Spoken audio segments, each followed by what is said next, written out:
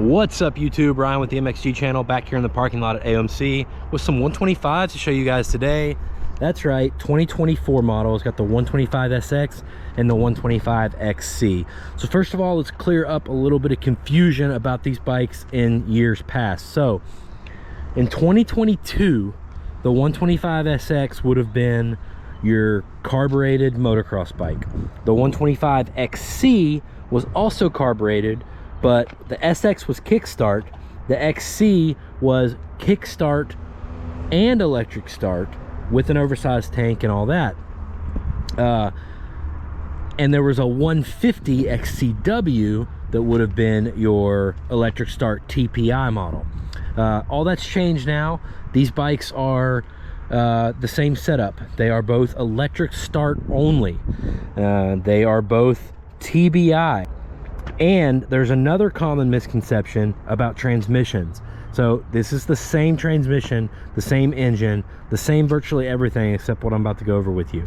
So on the 250 and 300XC, there is a different transmission than you'll find in the SX. The XCs have the 6-speed, the SXs have the 5-speed. The 6-speed is a semi-close ratio.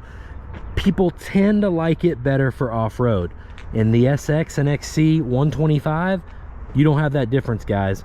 So there's only a $300 price difference in these machines. The 2024 125XC is going to come in at $82.49, while the 125SX is going to come in at like $79.49 or $79.99. So now that we know these are the same bikes, except they're outfitted a little differently for what you're going to do with them. Now they're going to feel extremely similar riding them, but the XC's just already got some of the stuff you're going to need to ride trails. Obviously you see the oversized tank,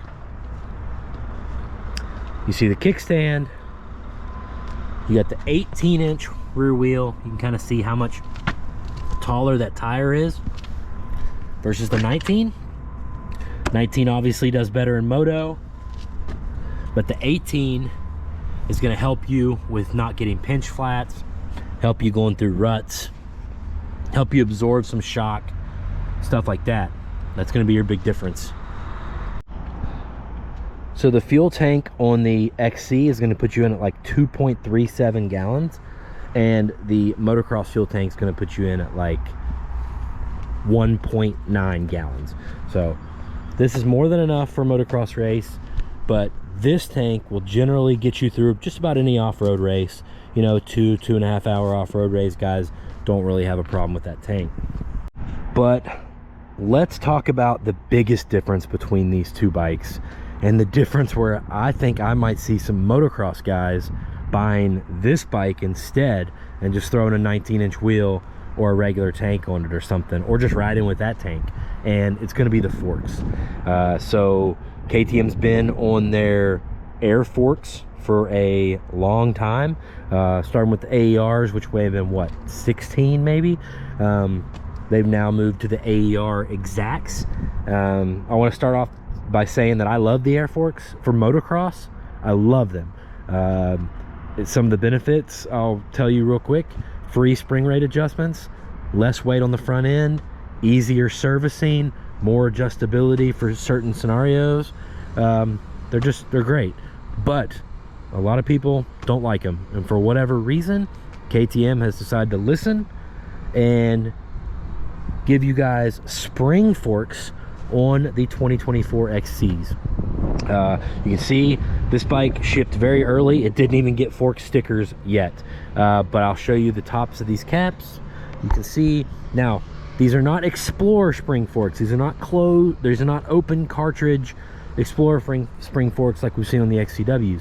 These are closed cartridge, highest performance, you know, spring forks. So they're going to be similar to a KYB AOS, which you guys might know on the Yamahas as Triple S, or the Showa 49 mil that you find on Hondas and Kawasaki's right now. They're going to be the same kind of design as that, meaning you've got springs and an inner cartridge and valving in both of these forks, where on the air forks you get an air spring in one side, and the other side is all of your valving. So you get a cartridge in here with air inside of it that is all your spring, and you get all your valving done in this fork. Both systems are great. Really comes down to preference and what you're doing with the bike.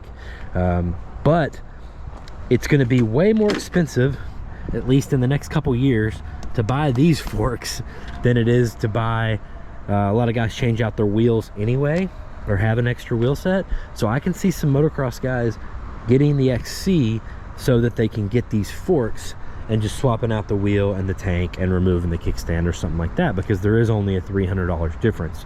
And I can tell you that these forks are going to probably be a hot commodity over the next couple years. Everybody wanting to try those things out. So there's your big differences, guys, in the XC and SX. I'm sure I missed something. Both bikes are sweet.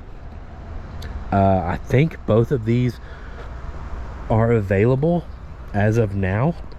So if you're interested in one, call and talk to John at AOMC dealership and tell him you saw my video. He'll hook you up. Also, we have all the parts for these on our website, aomc.mx, one of the biggest KTM parts websites in the world. You can get there via my first link in my description, and anything you grab will get a little bit of credit for here on the channel. So thanks so much, guys. Appreciate you hanging out with me all the time. Ryan with the MXG. I'll see you in the next video.